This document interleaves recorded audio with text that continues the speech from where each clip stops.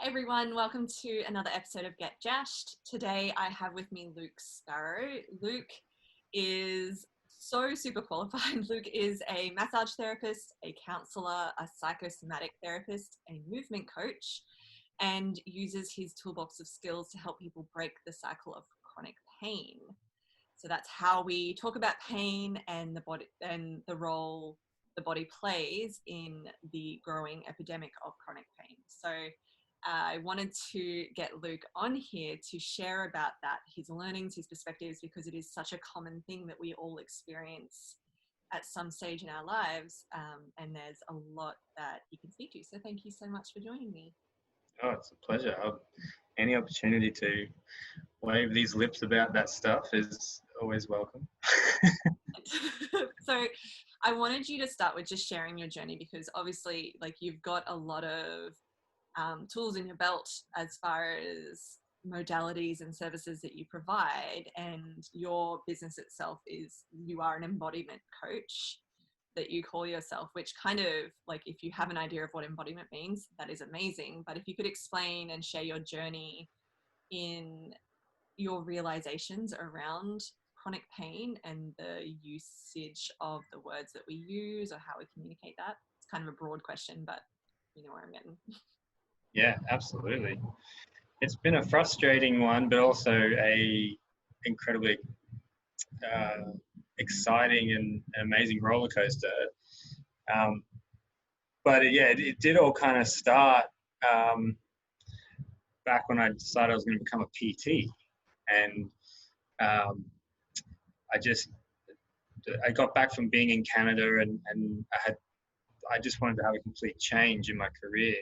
And so a few of my friends were doing that, and I was getting back into fitness, and I thought, oh, bugger it, I'll give that a try. It seems like a worthwhile thing.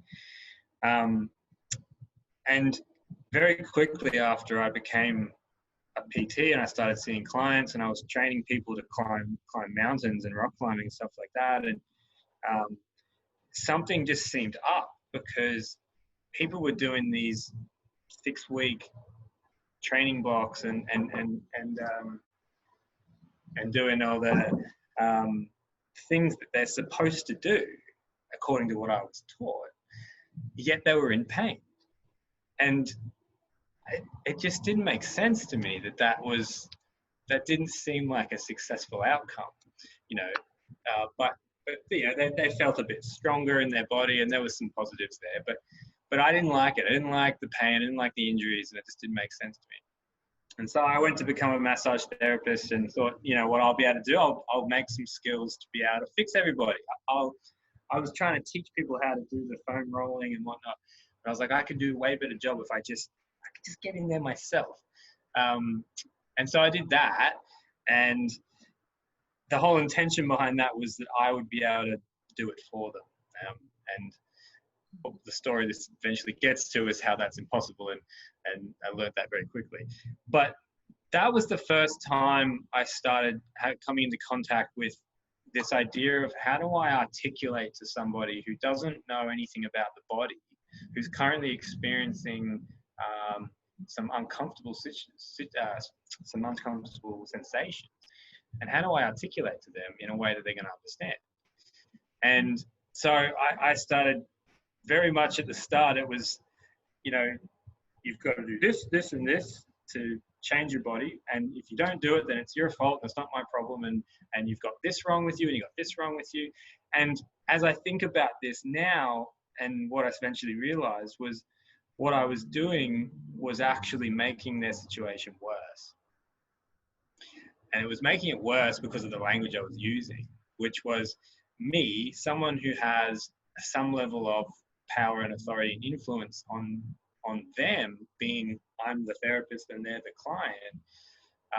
I'm telling them that there's something wrong with them. And it didn't hit me until later on, as I looked more into this stuff, just how much of an impact that is having on them.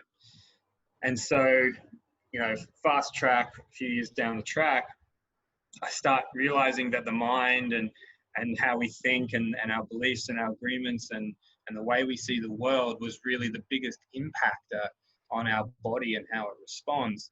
And so a big part of that was looking at what language are we using around our bodies, and what do I believe about my body, and how is that contributing with pain. And so now that's a big part of the way that I work with somebody, which is firstly just figuring out what's their current story and communication around what their body is doing, because that's going to tell me a lot about where they're at.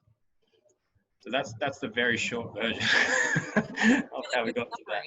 Yeah, that's a good summary though of like that journey of learning and how you, because I imagine it might have taken a little bit of energy and effort to undo what you had learnt to relearn a new way. But I think because you learnt that more through experience as well, that might have made it a bit easier. Who knows? Like sometimes it's not, sometimes it makes it harder, but when you have a curious mind that won't shut up, it's hard not to go down the rabbit holes. So to explain to people, there's a couple of things. So the first thing, just real quickly, so chronic pain is that's the pain beyond 3 months, isn't it? So generally the 3 months is acute pain, and then beyond 3 months it's kind of is classed as chronic pain, just for those people who want to use 3 months. Sorry, we use 3 months because of there's not many structures in the body that can't manage to sort of heal their way back to being functional again within that 3 month period. And so it's kind of like, well, look, rule of thumb, safe to say, if it's past 3 months, then you should be back to structurally sound again. And this is really where the source of this chronic pain situation starts, is because what we've got at the moment is an army of people who are mildly disabled because they've been told that by their respected professional. And the professionals who are making these statements aren't evil people. They're just doing what they were told. They're giving the diagnosis that's appropriate to what the symptoms are showing. And so they're not really wrong in that respect. But if you're someone who's currently experiencing this pain in your back that's been going on for 3 months or more, and by that point, I mean, even before that, if you're fed up with it and you're just like, this has been going on, it's not really getting any better, I'm a little bit concerned. And so at the moment, what we do, and we're trying to change this, at the moment what we do is we go, all right, who outside of myself is the professional who knows everything about my body? And that's where it kind of starts. That's where the problem begins. And then we go to that professional and then we say, look, I've got these symptoms. And they go, well, these symptoms mean this. And what that means is that you're going to have to be really careful about the way you move. You're going to have to do these exercises to fix your problem. And I can't guarantee that it's ever going to be back to perfect ever again. And so you walk out of that room, or this person walks out, and where are they at now?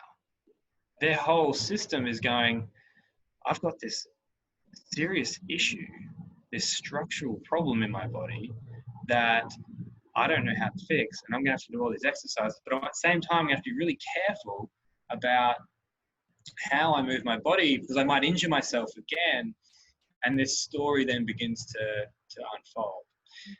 And it starts to play out in my everyday life. Oh, sorry, honey, I can't pick you up because my back. Or, no, I probably shouldn't do that because of my back. And so then the evidence starts to come in and all of a sudden we've got this whole story.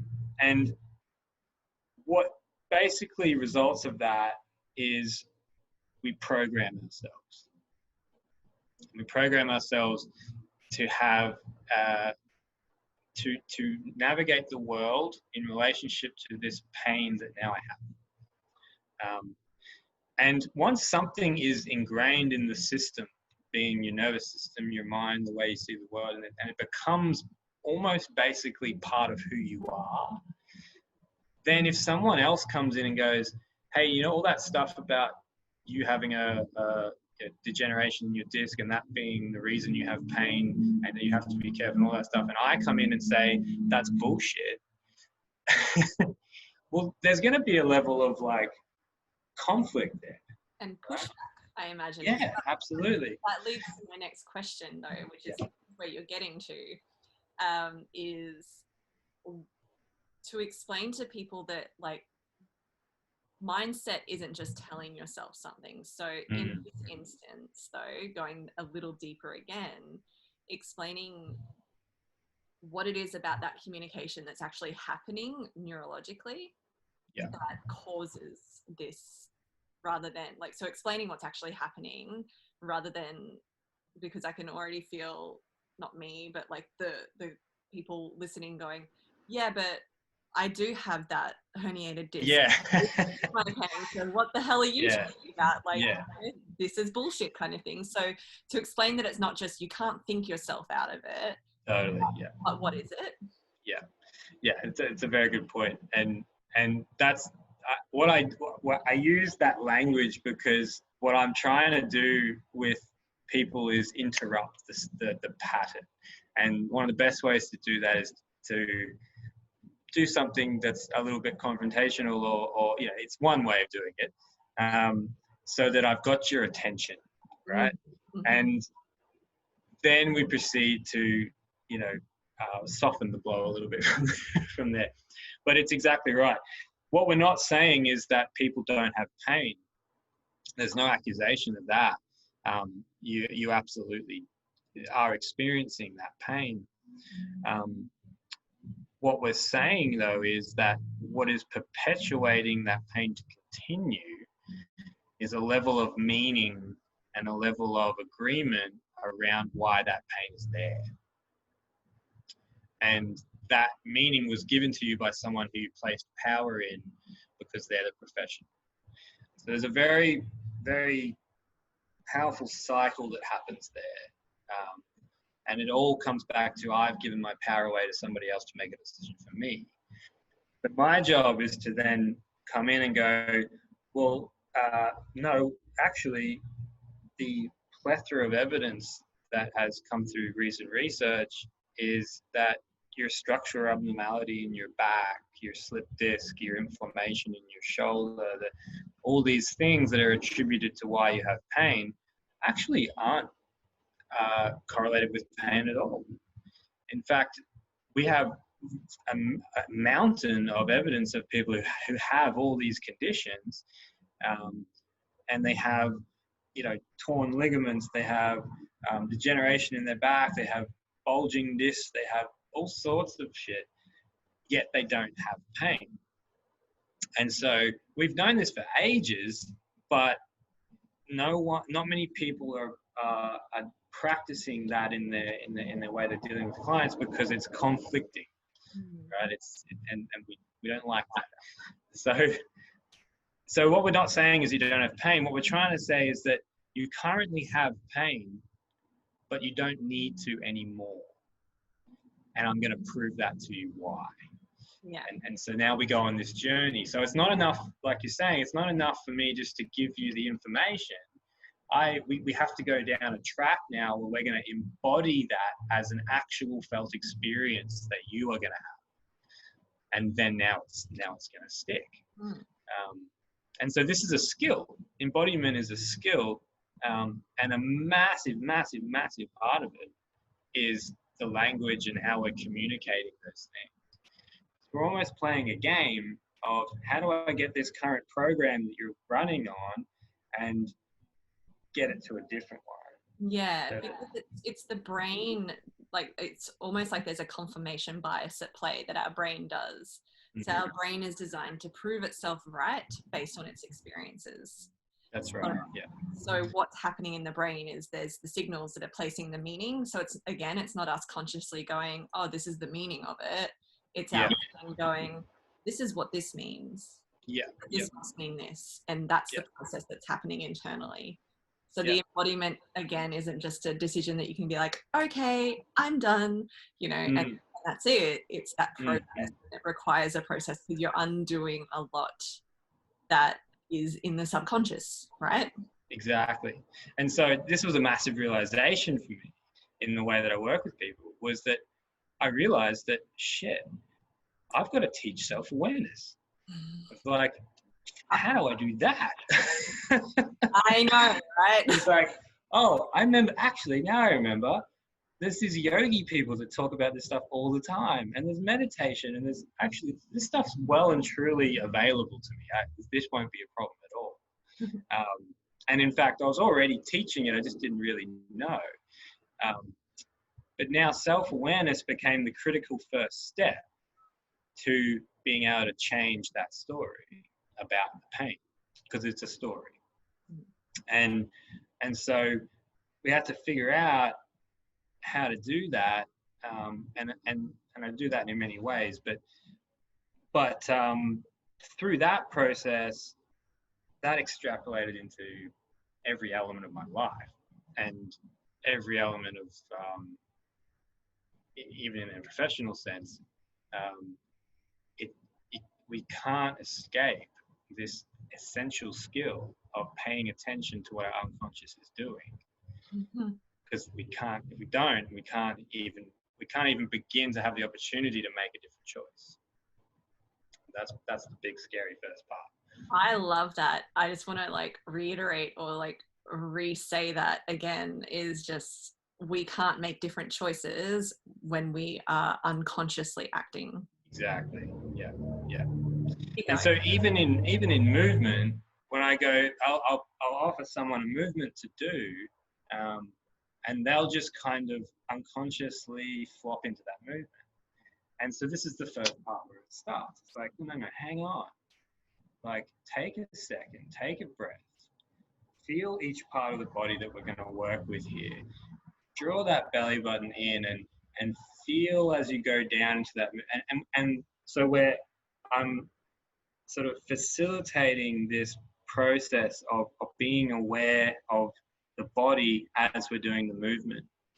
Whereas when movements are prescribed by the fix-it person, they're like, do this many reps. And then this many reps equals this likelihood of not having pain. But if you're not actually facilitating somebody to move in a different way that they would automatically move in the first place, they're not going to do it. They're not going to do that rep differently. They're only going to exacerbate the way they already move, which is part of the problem in the first place.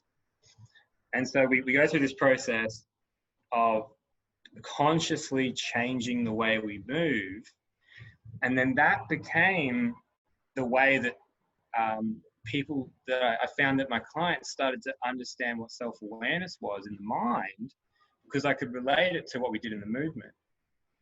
So it was like, see how we just did this thing here where you used to do it this way, but now you do it this way because we paid attention here and we changed this thing, and now you do it like this, and now you're doing it automatically.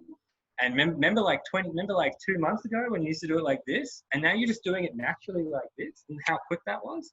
Like the exact same thing in the mind. And it became really easy to teach self-awareness because of that being able to relate those things. There was a clear example of that. So what's the difference in terms of communicating in this new way? Because you also mentioned like the old way of saying, like, using the words like fix and this, what's wrong with you. So what have you noticed in changing that way of communicating? And great question. So what I used to do when I was the expert was I would say, do this movement, you should feel it here and you should feel it here. And that set me up for all sorts of conflict, because if you didn't feel it there, well, then now there's something wrong and I have to try and figure out how to make you feel it there. And that's how I was taught. That's how most exercise professionals are taught, right? Now, instead of that, I go, do this movement. And then when they're done the movement, I go, tell me what you feel. There's an open question now. It's like, what or where do you feel that? Or describe the sensation. And what I'm not looking for is, hopefully they're going to say the one I hope they're going to say. It's purely that they get an opportunity to go, how do I feel? Or how would I describe that sensation? And it's the beginnings of a practice of growing the language of sensory information in your own body. And not, it's quite shocking to me how difficult people find that in the beginning of, you know, if I say to them like, so where do you feel that? And they'll do like this. Yeah. And it's this very ambiguous answer. And even that process itself starts to show them just how much they also don't have a very great connection to their own body. And it's, in a way, we're building a case almost against the current situation, going, here is all the evidence for why this pain is here. And that case grows stronger and stronger and stronger until enough experiences have been had by the body that show evidence for this instead of evidence for this. And so this becomes a new reality. And that's the process in movement. But the language is a massive part of that. And if I don't invite the person to explain how their body is feeling, and I tell them how it should feel, we're just never gonna get anywhere. And their actions would then largely be, I'm doing what you said, see how I'm doing it good, instead of them telling me what feels good and what feels bad, and having an internal metric for themselves.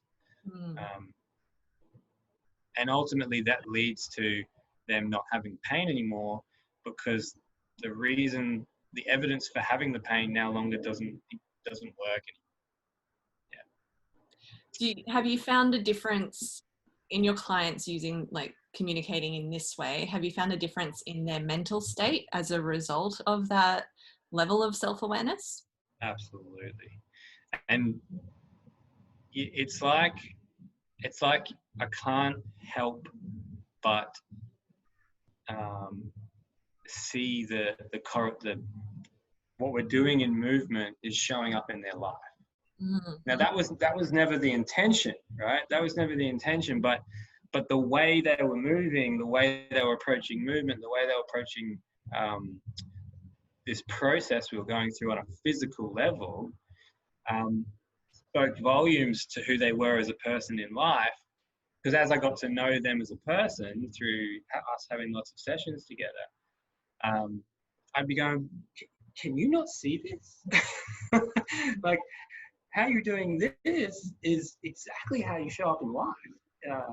And, you know, an example would be a client I had that came from a crossfitting background, and he came to me because he wanted greater mobility. And we dug deeper into that and why that was and various things. But when he would say to me like, oh, you know, I've watched every YouTube video about mobility. I've tried everything and I've done all the movements, and I just don't seem to be able to get any results or anything better. And it was because he was approaching this delicate, subtle, nurturing thing that is mobility with the aggressive, get it done, let's go, smash it out approach of CrossFit. And so it wasn't working because the body's going, like, you're getting into these end ranges of motion and trying to increase this range, and we're getting there and going so aggressively that the body's going, like, it's freaking out and it's locking up. And so the body starts to tell this story of what's going on in that person's life. And I get to know that person on a level that they don't even know themselves half the time. And that allows a massive amount of insight, obviously. But we can do this for ourselves. This is the beautiful thing, and ultimately that's where people get is like, and that very client, he doesn't need to see me anymore. he doesn't like. He started coming to sessions and showing me what he was doing in his spare time, and why it worked and what it was, and I was like, perfect. Like, Yeah. what have I got left to teach you? You're teaching me things. Like, this is fantastic. Yeah, it's so cool to see like how that relationship between what we're doing for our bodies and how that shows up mentally. Like, I know for me, because I live in a hypermobile body, Yep. so that has impacts on like the adrenal system, because it's firing for homeostasis and everything like that. So there is I'm prone to like experiences of anxiety due to that. And Yeah. I know that when I don't have that awareness of strengthening, so that's why I do weight training, because it's good for you anyway, but because I need that sense of stability. So it's that balance of creating this sense of stability by doing and feeling into it with that level of awareness. Yes. Yeah. So that like almost like my mental state has that sense of stability as well, or my emotional state has that sense of stability, because Totally. it's all connected. So it also goes in that direction too, which I don't know, it's not the opposite direction, but it's just like that sort of meshing of awareness, and that does impact because of how we feel in our bodies. But we have to consciously be aware of how we feel in our bodies in order to know what to do. Totally. And we hear these things all the time. You know, it's in every second, depending on what you follow on your socials. It's there's so many semantics about this. And for years I just found that interesting, but it wasn't until I did it practically that it made so much sense. And you hear these things like, you just got to listen to your body, and you've got to be aware of it more. And it's like, okay, fine, I get it, I believe you, but how the fuck do I do that? Right? Yeah, exactly. And this was my frustration. I would hear these things and I'd be like, look, I can cognitively understand what you're saying. I get that on a mental level. I can even see the science of it. I can draw the dots, but I don't feel that way. And that was a huge difference. And I have a very strong differentiation between what I say and what I'm sort of delivering as information, and how I feel in my body about that. And this becomes the ultimate skill. And sometimes we don't like the answer from it. But if I say one thing and my body's saying another, well, then there's conflict. And conflict is what leads to chronic stress. And chronic stress ultimately is what leads to deoxygenated, painful muscles. Can you give like, what's your best pointer for people who are finding that, like, what they can do first for people who find that they're in that state of dissonance between like what their body's saying and what their cognitive senses are saying? Yeah, no, totally. And it goes back to what we were saying before, and step one is bolstering that self-awareness. And so I like to speak about self-awareness as a skill. It is a skill in the same way that you would learn to juggle, in the same way that you would learn to do anything. And so skills go through a very repeatable process, and you almost can't screw with this process. It almost has to go this way, and that is, it does start cognitively. It starts as an idea and it starts as information. It basically has to. And the example I use a lot is playing a guitar. And if you want to learn to play the guitar, well, the first thing you have to do is you have to learn enough. You have to gain enough competency in the skills and know enough information being enough notes and chords and things on the guitar. And that's just information. There's not even any creativity yet. It's just information. I have to learn all of that, and I have to get guidance from somebody else on that, and I have to practice that before I can even go, okay, I've got this competency here. Well, now I can play with it. Now I can start to create my own version of that. And so self-awareness is the same thing. We have to start with it with a level of humble acceptance that we're likely not very good at it yet. And for an adult particularly, it's a hard thing to swallow that I have to start at the start, that I'm not good at this. And that can be the first challenge a lot of the time, is this kind of like, oh yeah, no, I get that. Yeah, totally get it. Yeah. But really on the inside, no idea, right? So that can be a tough one to begin with, is accepting that, all right, I'm shit at this. And that's kind of my job at the beginning, is to compassionately point out how shit people are at it. Which is, yeah. Yeah, it reminds me of it's this structure of, I hope I get it right now, but this structure of like awareness. So there's 4 stages of awareness. So the first is unconscious incompetence. So it's like, we don't know what we don't know. Yeah. The second is conscious incompetence. So we become aware of what we don't know. And then it's conscious confidence. So that's where we are actively like practicing. So that's the practicing stage, and we're getting okay with it. And then the next one like might be unconscious competence, which is where we're doing default. So if you imagine when you're learning to drive a car, how many times have you driven home and then you get home and you're like, how did I get here? Like, wasn't aware. But then when you're learning, you're concentrating on every single little thing. But it becomes easier because it's practiced and more embodied, right? Yeah. And the first one, and there's a 5th one. Oh yeah, go.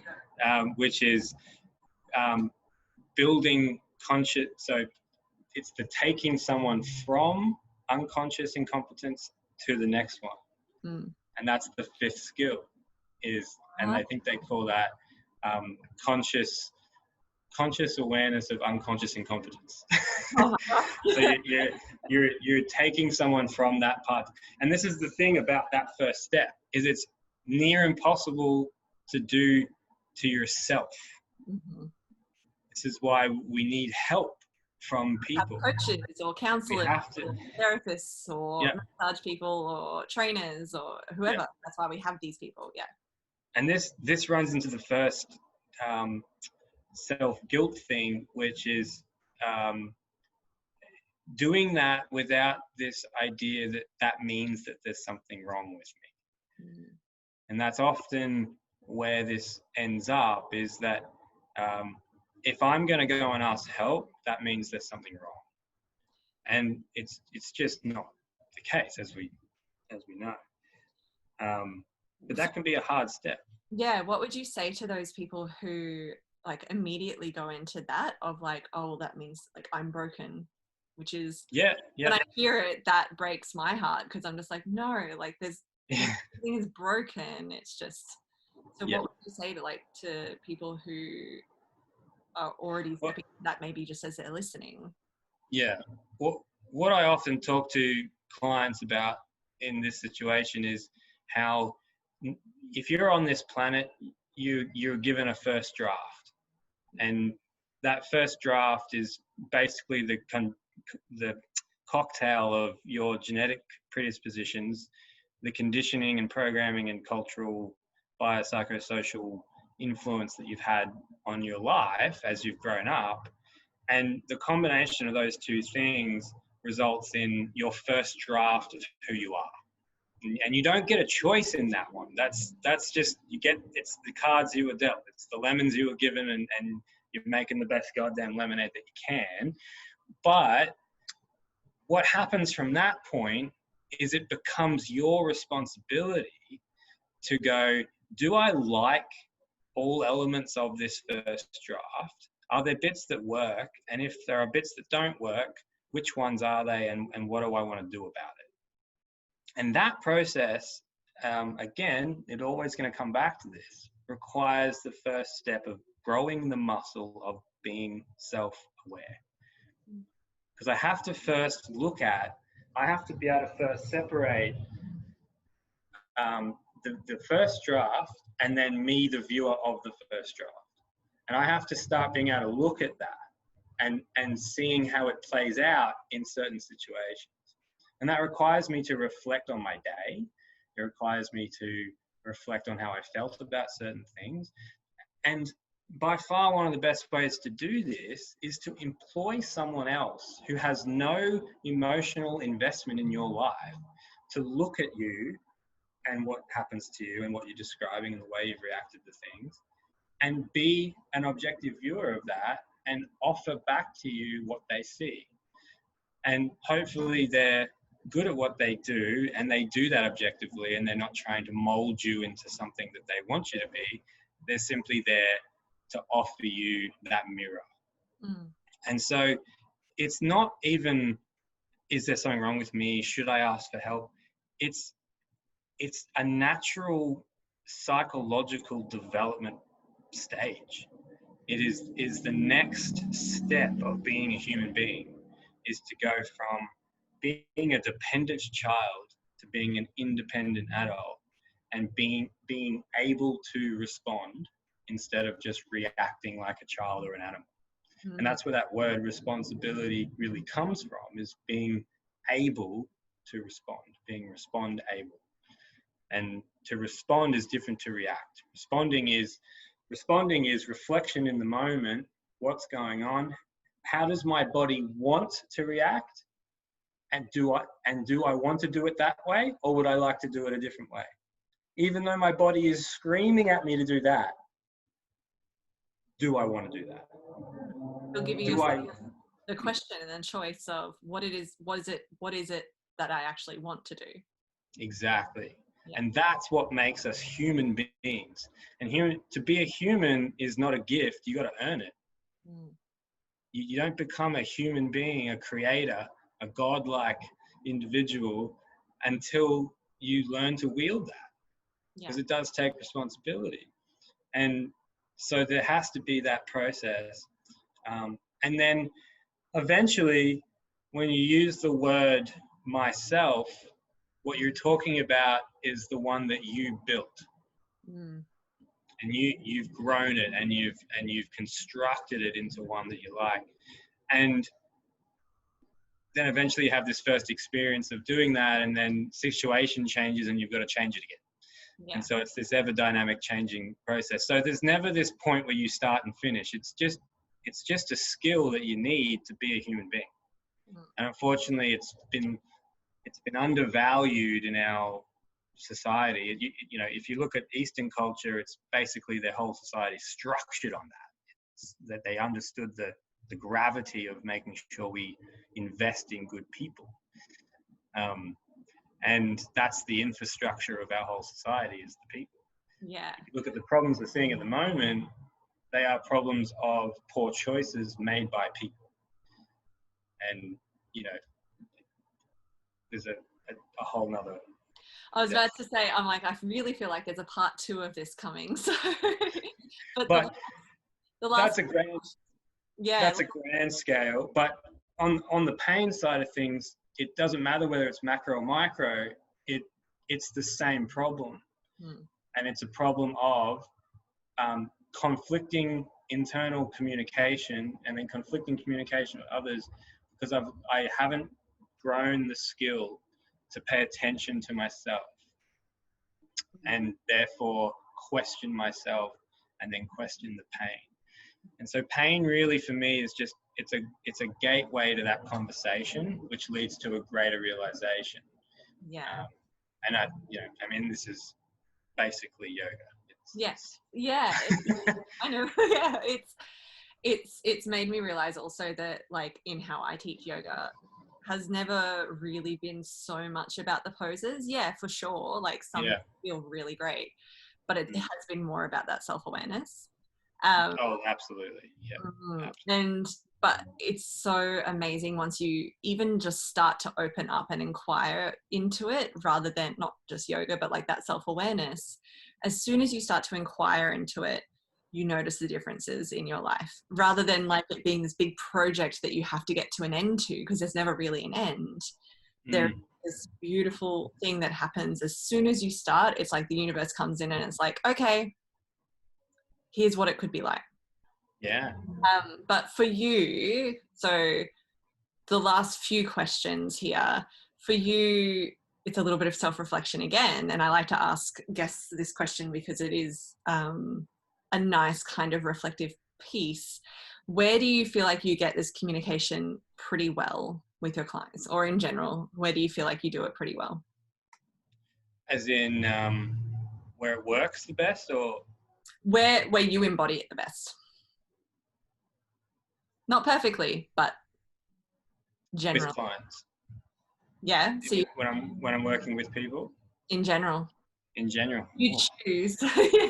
You're teasing my brain now. Okay. So let's say with people, with your interactions with other people. Yeah. So what I take from that question is how is it really benefiting me in my life, and how I work with people. It's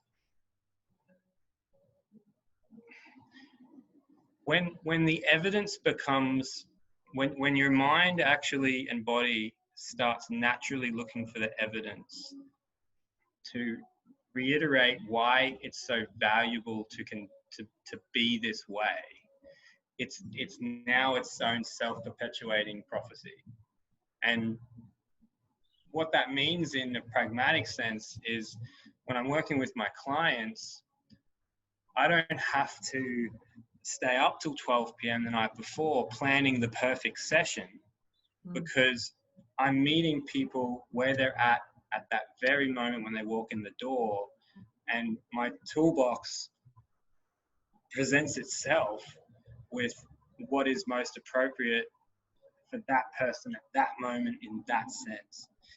And you know, we again, it's one of those things like live in the moment and be present, and we've got an army of people trying so hard to do that, and how that would look, almost this cognitive process. And again, that's how it starts.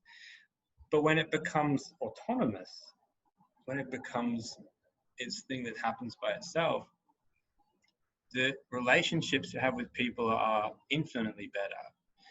The relationship that you end up with your body is infinitely better. And if you get those two things right, your whole life is infinitely better. And so really, when someone comes and they go, hey, Luke, can you help me with this? What they're actually asking for is, I want to feel different.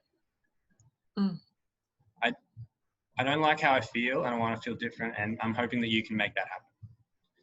And that's really the essence of what we're asking, and that we're always asking that question of ourselves, and in the interactions that we have. We're judging. It's what governs our actions. It's what governs our choices. It's the reasons we have addictions, and every single conflict in your life comes down to that thing of how able am I to be aware in this moment and communicate with myself and make a choice that's going to benefit me as a person and benefit this relationship, and understand how I can be a better version of me in this moment right now. But yeah, that's taken practice. It's taken a massive amount of practice. I hope that answers your question. Yeah, no, it's your self-reflection. So, and last question is, where do you feel like you have room for improvement in how you practice this, whether it's communication or your awareness? Where do you feel like you have room for improvement? Yeah. So one of the biggest challenges with this is, and this is when I did counseling, one of the sessions we had was, today you're going to listen to what someone did on the you're going to listen to someone's problem. They're going to just come up with a problem, and you're just going to listen. You're not going to say anything. So that listening exercise I did with our team, that would have been challenging for you then? Oh shit, yeah. I get very excited about this stuff. I find it very fascinating, and it's I call it mental masturbation. Sometimes it's like a fun thing for my brain to just go and learn all this stuff. And so my biggest challenge is parking that and being aware that I'm in that place and be with the person that I'm with. Because there's so much coming up, so impulsively and so excited, and it's a very heightened energy that I want to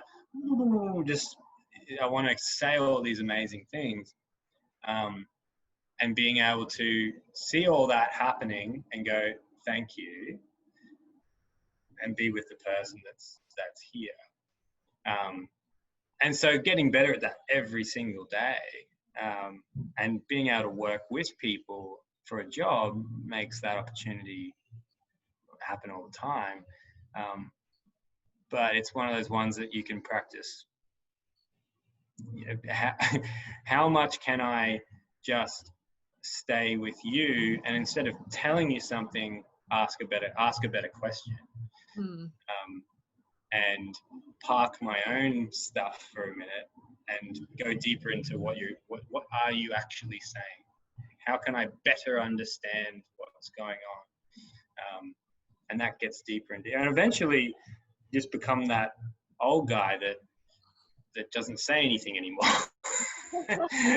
And their presence comes out with like a perler of wisdom every now and then. Yeah, there's that one liner. And I have this conversation with our friend Isaac a lot, which is like, eventually me and you we'd just sit here and we wouldn't say anything. Yeah. That would be it. That would be the final manifestation of that. But at least for now, I feel the need to say a lot of words, and that'll change over time. Well, but yes, that's an always and ever growing thing. Yeah. Well, I'm super grateful that you were ready to say a lot of words for this, because this is such an interesting conversation. I love diving into all of this shit as well. Like, it's so interesting because I love combining, like in my own work, I combine like what you could call the logical cognitive world with that spiritual, the self-aware world, like, that internal world. So I feel like in even what I do, I try to combine that. So having conversations like this that allow more of that opportunity to be like, yeah, see, there's the blend. Thank you. Piece it together. That's probably a really good point to finish on, is that neither of those things are good or bad or should or shouldn't. It's being able to know where to dance into which one and what's appropriate at the moment, at this moment. And to be able to do that, I have to first be able to be in this moment and aware. And so that's just hands down the number one skill that we all have to start. You don't have to, but I would highly recommend. Yeah, same. Thank you so much for joining me. I do feel like there might be like a part 2, because we went through the first step of this, which was the self-awareness, and I'm curious as hell as to what the other steps are. So but thank you so much for joining me and sharing your wisdom and sharing what you've learned and your journey as well, because I feel like when we share our journeys, especially through one core belief into another way of being, we kind of help others along the way just by doing what we're doing. So thank you. Absolutely. Yeah. It's been a pleasure. I love talking about this stuff too. So any time. Thanks so much.